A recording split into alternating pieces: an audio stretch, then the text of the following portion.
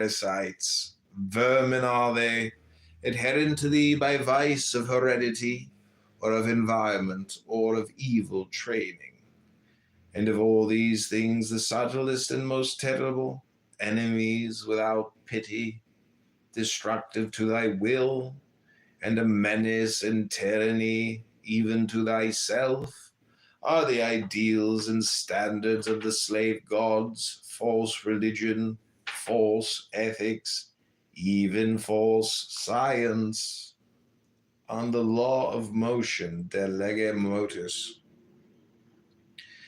Consider, my son, that word in the choral key of the 30 ethers. Behold the face of your God, the beginning of comfort, whose eyes are the brightness of the heavens, which provided you for the government of the earth, and her unspeakable variety.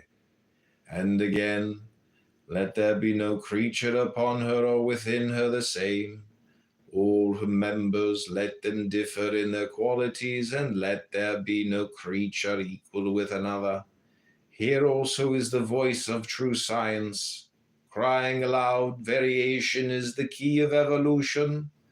Thereunto art cometh the third, perceiving beauty in the harmony of the diverse. Know then, O my son, that all laws, all systems, all customs, all ideals and standards which tend to produce uniformity, being in direct opposition to nature's will to change and to develop through variety, are accursed.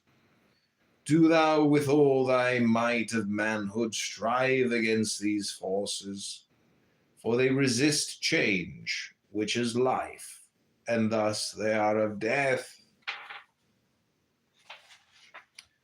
On the laws against motion, de legibus contra motum. Say not in thine haste that such stagnations are unity, even as the last victory of thy free will is unity. For thy will moveth through free function according to its particular nature, to that end of dissolution of all complexities, and the ideals and standards are attempts to halt thee on that way, although for thee some certain ideal be upon thy path.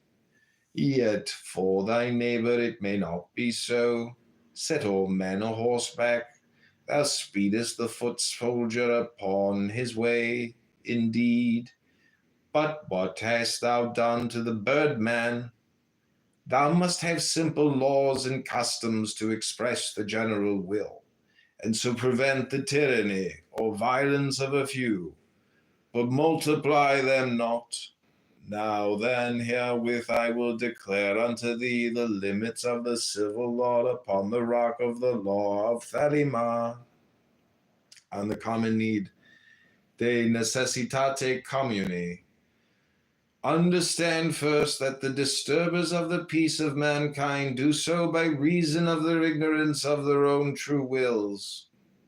Therefore, as this wisdom of mine increaseth among mankind, the false will to crime must come constantly more rare. Also, the exercise of our freedom will cause men to be born with less and ever less affliction from that disease of spirit which breedeth their false wills. But in the while of waiting for this perfection, thou must by law assure to every man a means of satisfying his bodily and his mental needs, leaving him free to develop any superstructure in accordance with his will, and protecting him from any that may seek to deprive him of these vertebral rights. There shall be therefore a standard of satisfaction, though it must vary in detail with race, climate, and other such conditions. And this standard shall be based upon a large interpretation of facts of biological, physiological, and the like. On the freedom of the body, de libertate corporis.